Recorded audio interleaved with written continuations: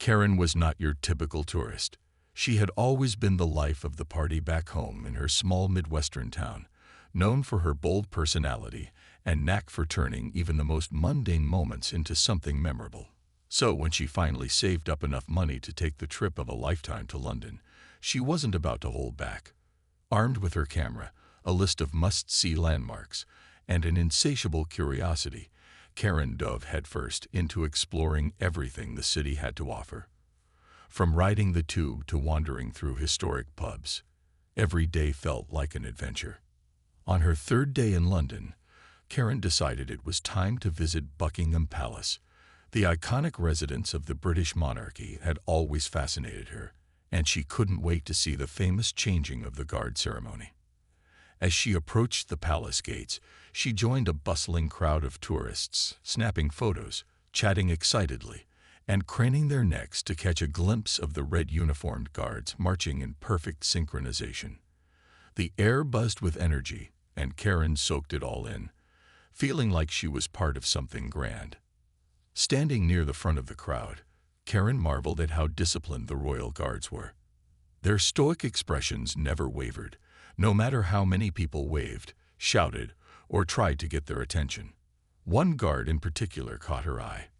He stood tall and motionless, his polished rifle resting firmly in his hands. His posture exuded authority, and Karen found herself staring, half impressed and half amused by how serious he looked. It was almost as if he weren't human, but some sort of statue brought to life. Feeling playful, Karen turned to her friends who were standing beside her. "You know," she said with a mischievous grin, "it would be hilarious if someone just walked up and grabbed that guy's gun. Can you imagine his face?" Her friends laughed nervously, brushing off her comment as one of her usual jokes. But deep down, Karen's mind began to wander. What would happen if someone actually did it? Would the guard move? Would there be chaos? The more she thought about it, the more intrigued she became. The idea planted itself firmly in her head, growing stronger with each passing minute. After all, this was supposed to be the trip where she made unforgettable memories, right? Why not do something spontaneous, something that would make everyone laugh, or at least give her a great story to tell when she got back home? Sure, grabbing a guard's rifle might seem crazy, but it wasn't like she was going to hurt anyone. It was just a little prank, nothing serious. As the ceremony continued, Karen's excitement reached a fever pitch. She glanced around at the other tourists, wondering if anyone else shared her sense of humor. No one seemed particularly interested in causing trouble, which only emboldened her further. If anything, she convinced herself that her actions would lighten the mood, adding a touch of fun to the otherwise formal event. Little did Karen realize that her harmless joke was about to spiral into something far beyond what she could have ever anticipated. With her heart racing and a mix of excitement and nervous energy coursing through her veins, Karen decided it was now or never. She glanced around to make sure no one was paying too much attention to her. After all, she didn't want to look too obvious. The crowd was thick with tourists snapping photos, chatting animatedly, and admiring the spectacle of the changing of the guard. It felt like the perfect cover. Taking a deep breath, Karen casually stepped forward, pretending to focus on taking the selfie with the palace in the background. As she positioned herself closer to the guard, she couldn't help but notice how utterly still he remained. His eyes were fixed straight ahead, his posture rigid, and his gloved hands gripping the rifle with practiced precision. To Karen, it almost seemed surreal, like he wasn't even aware of the chaos surrounding him. This only fueled her confidence. "He's not going to move," she thought to herself, suppressing a giggle. "This is going to be hilarious." Without giving herself time to second-guess her decision, Karen extended her hand toward the rifle. Her fingers brushed against the cold metal barrel for just a split second before she quickly pulled back, as if testing the waters. Nothing happened. The guard didn't flinch, blink, or show any sign that he'd even noticed. Emboldened by this, Karen took another step closer, leaning in slightly as though she were trying to get a better angle for her photo. Then, with a sudden burst of impulsiveness, she grabbed the rifle firmly. The moment her hands touched the weapon, everything changed. Karen froze, her playful grin vanishing instantly. For a brief second, the world seemed to stop. The guard, true to his training, remained completely motionless, his expression unreadable. But the reaction from those nearby was immediate and intense.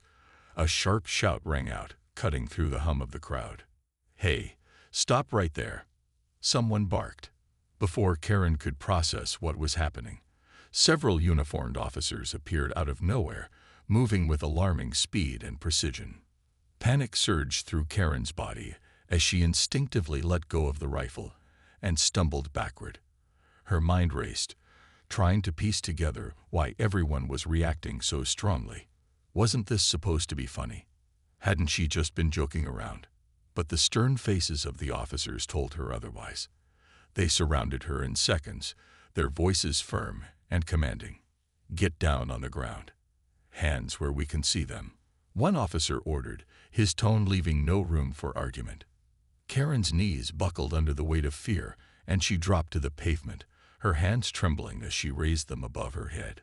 Tears welled up in her eyes as the reality of the situation crashed down on her. This wasn't a joke anymore. It was serious. Deadly serious. She glanced over at her friends, who stood frozen in shock, their mouths agape.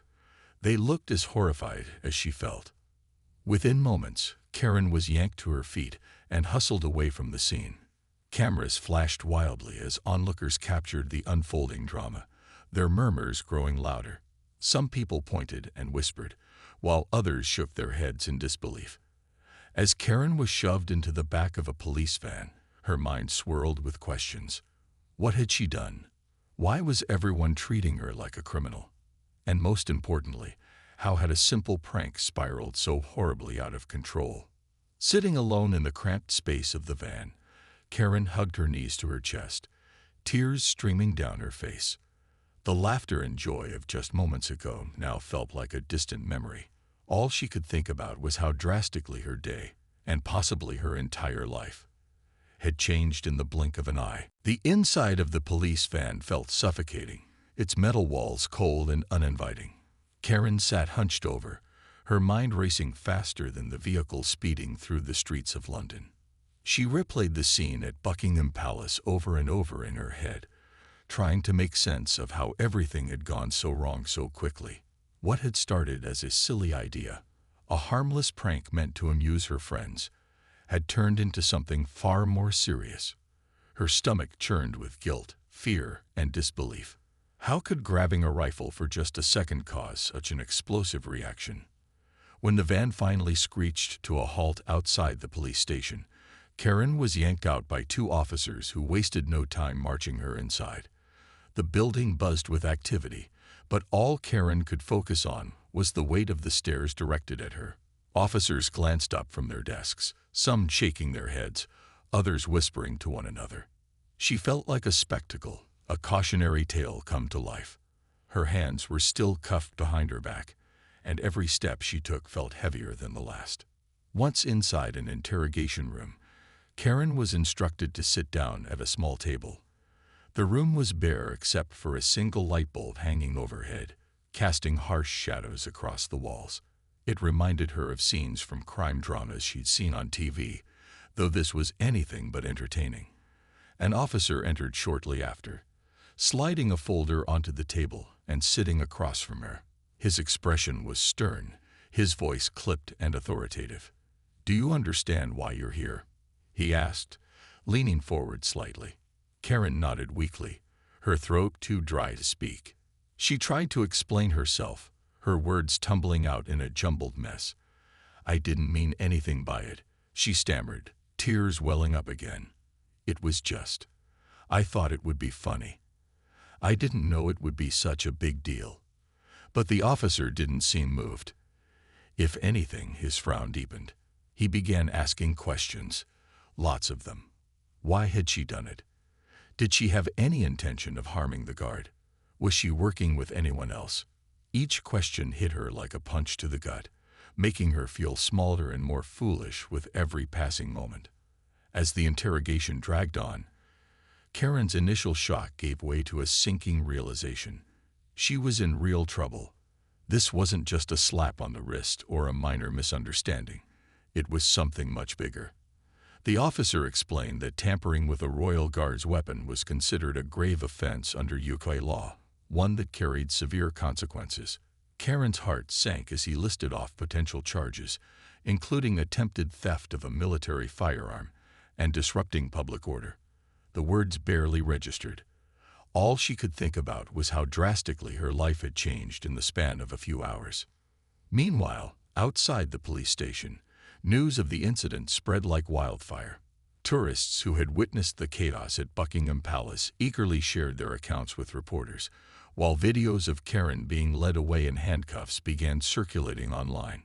Social media erupted with reactions, ranging from outrage to mockery. Headlines popped up almost instantly. Tourist arrested after grabbing Royal Guard's rifle, and American woman causes uproar at Buckingham Palace. Back home, Karen's family received frantic calls from friends and neighbors asking if the stories were true. Her phone, confiscated by the police, buzzed incessantly with notifications she couldn't see. Hours passed in a blur of questioning, paperwork, and mounting anxiety.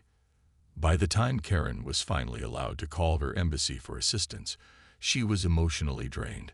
Speaking to a consular officer provided little comfort. They explained that while they would help her navigate the legal process, she needed to take full responsibility for her actions. The gravity of the situation settled over Karen like a heavy blanket. For the first time in her life, she truly understood what it meant to face the consequences of poor judgment.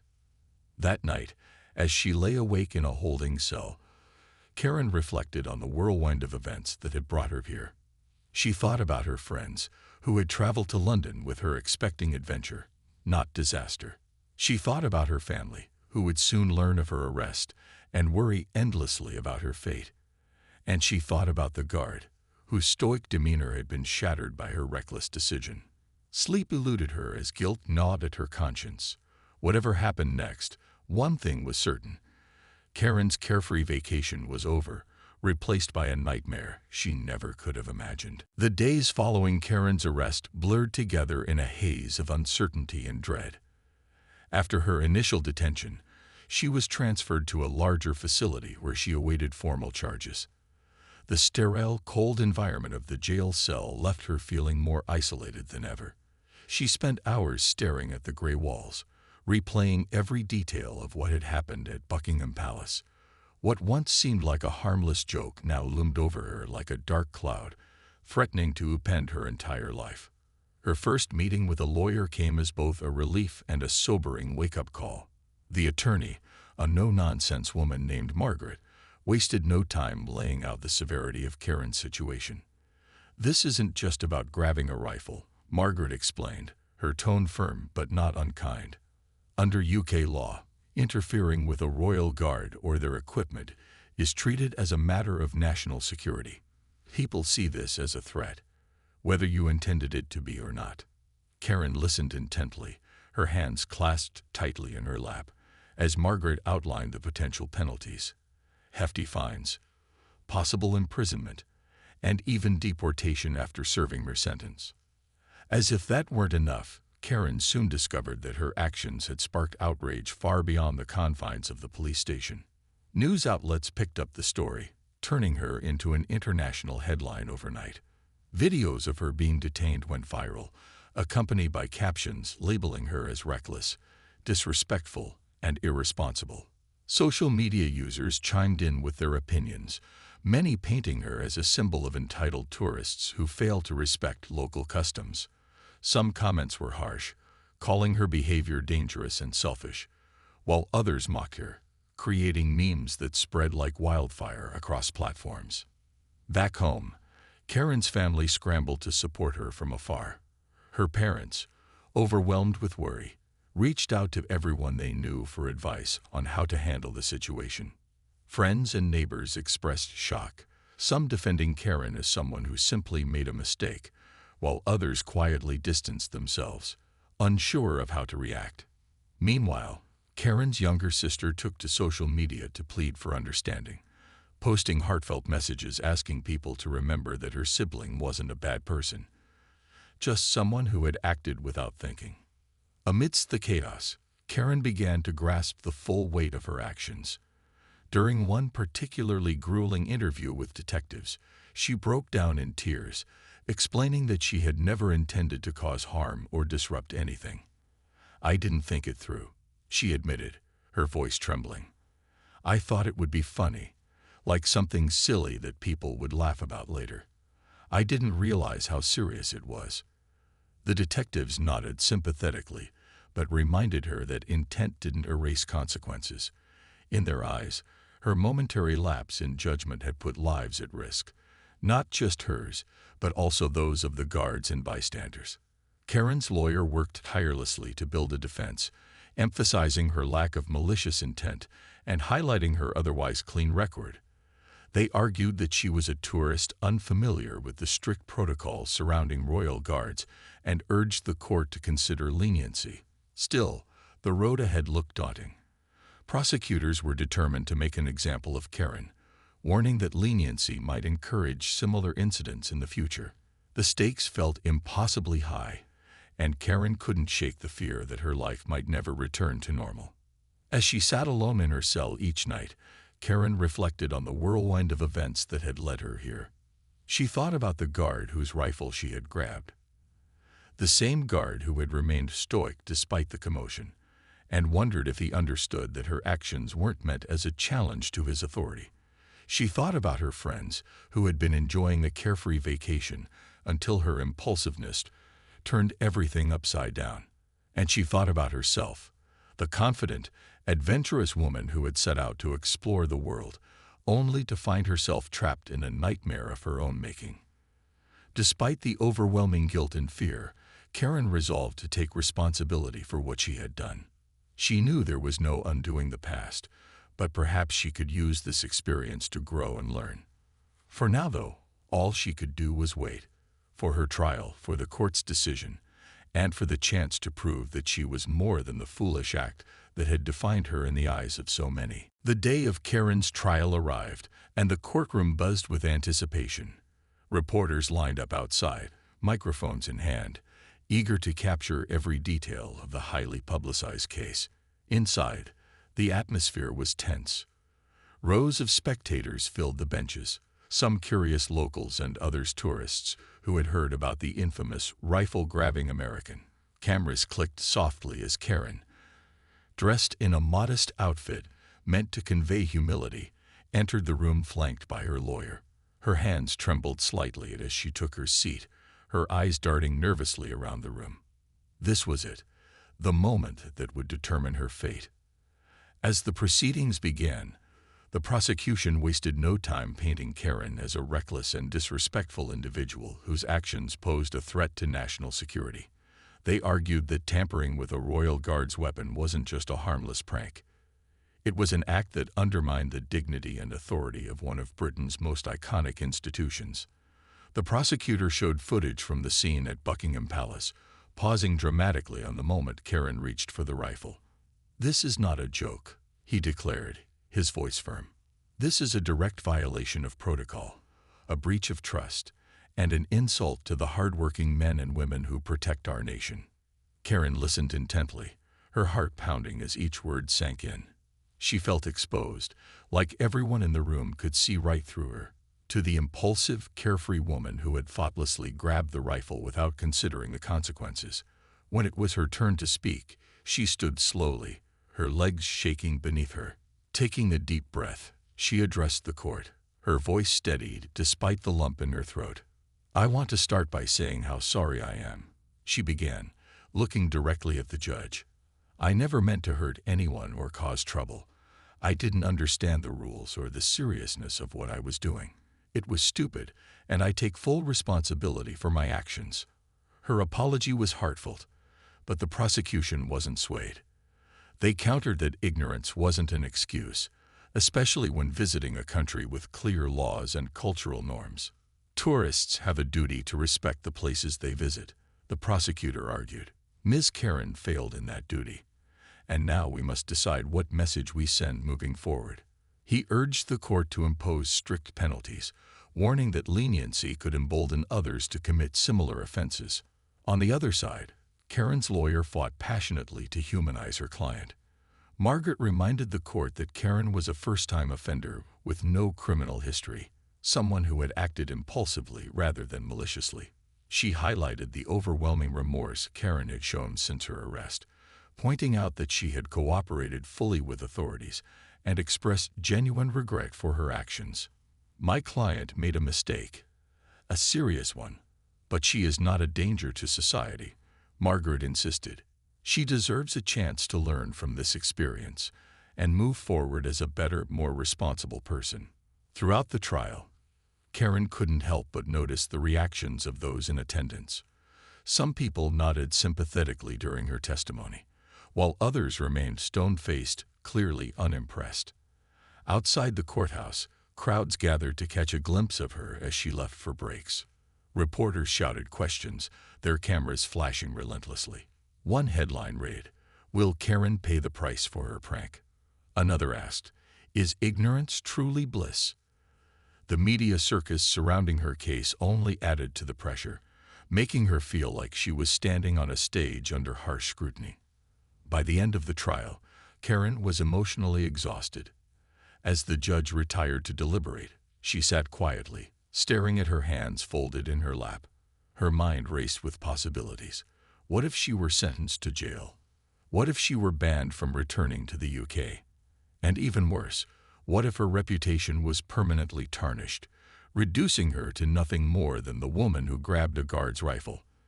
These thoughts weighed heavily on her, but she also reminded herself that whatever happened, she had to face it head-on. She had already learned so much about accountability and respect, lessons she vowed to carry with her for the rest of her life. The courtroom fell silent as the judge prepared to deliver the verdict.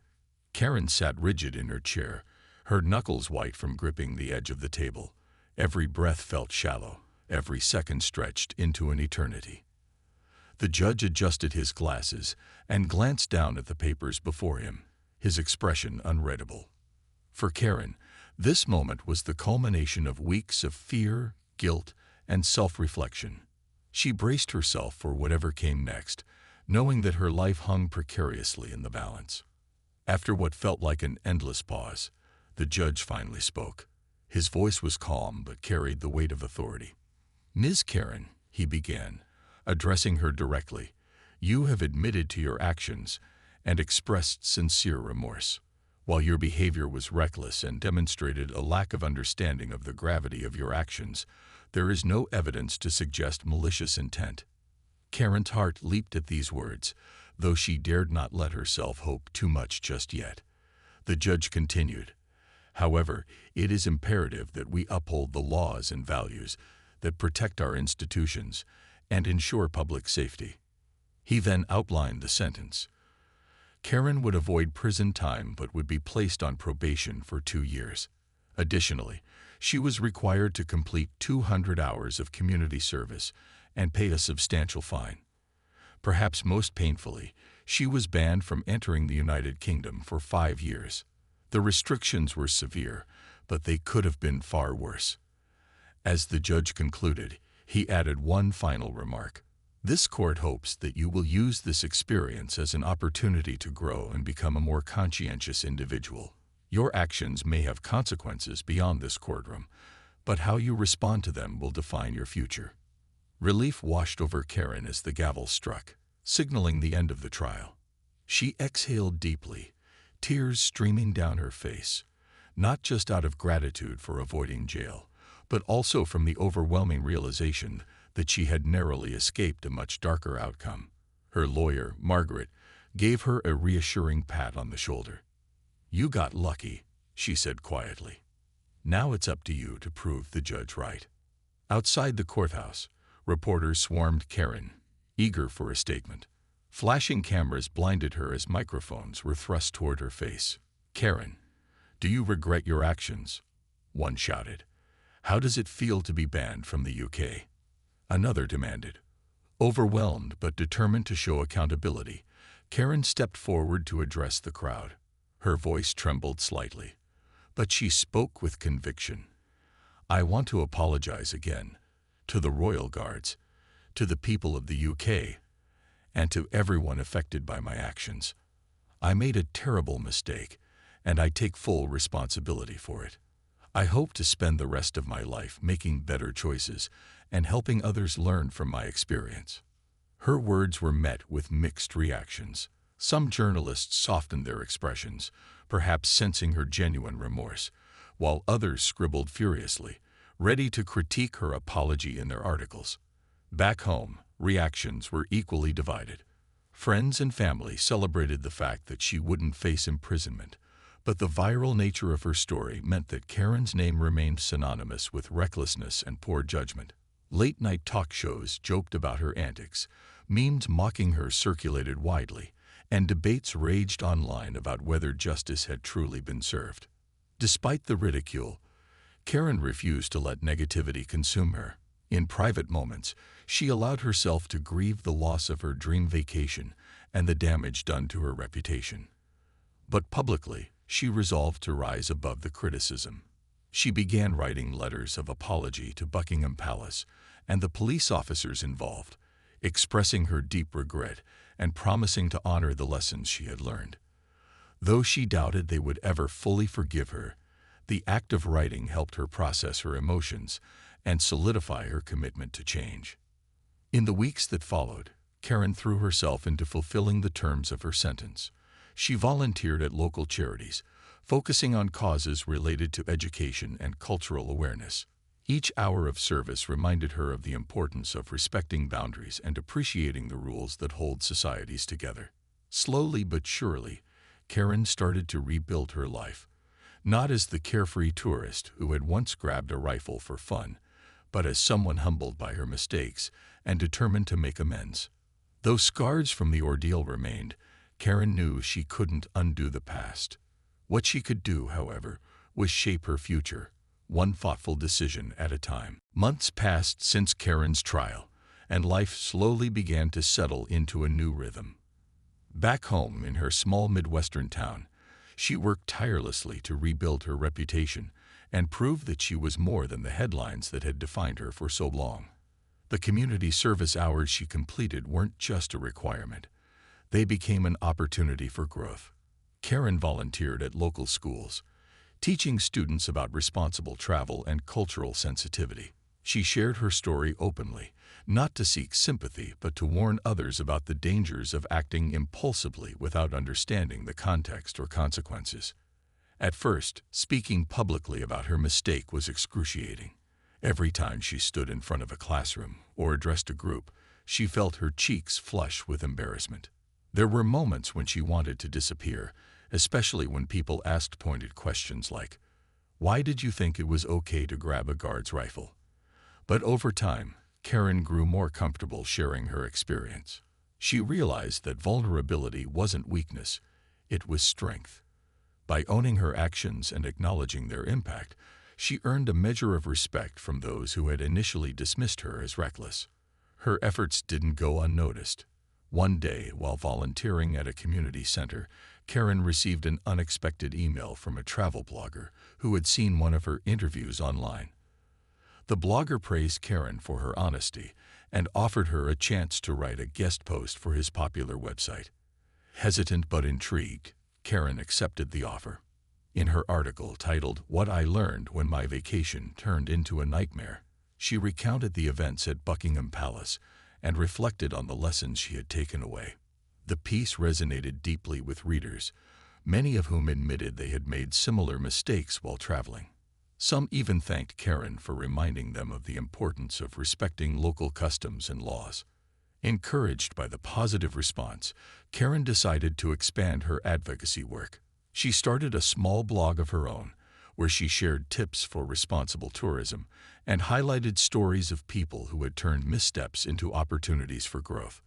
Her posts ranged from practical advice, like researching cultural norms before visiting a foreign country, to heartfelt reflections on accountability and personal transformation. Slowly but surely, Karen began to carve out a new identity for herself, not as someone defined by failure, but as someone committed to learning and helping others do the same. Despite these strides, Karen still faced challenges. Social media remained a double-edged sword. While some people applauded her efforts to make amends, others continued to mock her relentlessly. Memes featuring her face popped up periodically, and snarky comments occasionally reminded her that forgiveness wasn't universal. At times, the negativity threatened to drag her back into despair.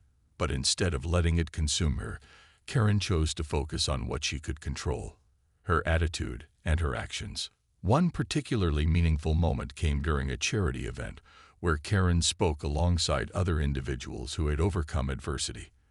After her presentation, a young woman approached her, tears in her eyes. "I did something really stupid last year," the woman confessed, "and I've been too ashamed to talk about it. Hearing your story makes me feel like maybe I can start forgiving myself and moving forward." Karen hugged her tightly, feeling the surge of gratitude. For the first time, she truly understood the power of redemption, not just for herself, but for others who needed hope. As the months turned into a year, Karen's life began to stabilize. She reconnected with old friends, pursued hobbies she had neglected, and even started planning another trip, this time to a destination closer to home. Though she knew she couldn't erase the past, she no longer let it define her. Instead, she carried it with her as a reminder of how far she had come, and how much farther she could go if she stayed true to the lessons she had learned. Karen's journey wasn't perfect, nor was it easy, but through perseverance and humility, she transformed what could have been a lifelong burden into a catalyst for change. And though the road ahead would always hold challenges, she faced it with a renewed sense of purpose, knowing that every step forward brought her closer to becoming the person she wanted to be. Years after the Buckingham Palace incident, Karen's life had transformed in ways she never could have imagined. What began as a humiliating mistake became the foundation for a deeper understanding of responsibility, empathy, and resilience. The lessons she learned during those difficult months stayed with her, shaping not only how she viewed the world, but also how she interacted with it. Her journey wasn't just about making amends. It was about growth, redemption, and finding meaning even in moments of failure. Karen's advocacy work continued to flourish. Her blog gained traction, attracting readers from all over the globe who were eager to learn from her experiences. She collaborated with travel organizations, creating educational materials that emphasized cultural awareness and responsible tourism. One project, titled "Before You Go," a guide to respecting local customs, became especially popular among young travelers. It included practical tips, personal anecdotes, and interviews with locals from various countries, offering a nuanced perspective on navigating unfamiliar cultures. For Karen, this initiative felt like a way to give back, to prevent others from making the same mistakes she had made. Her efforts eventually caught the attention of a national news outlet, which featured her in a segment about turning setbacks into opportunities. During the interview, Karen spoke candidly about her past, acknowledging both her foolishness and her determination to change. "I used to think I was invincible," she admitted, smiling softly. "But now I realize that being humble and mindful is what truly makes you strong." The segment resonated deeply with viewers, many of whom reached out to thank Karen for her honesty and courage. Some shared their own stories of missteps and recovery, while others praised her for using her platform to inspire positive change. Despite her newfound success, Karen remained grounded.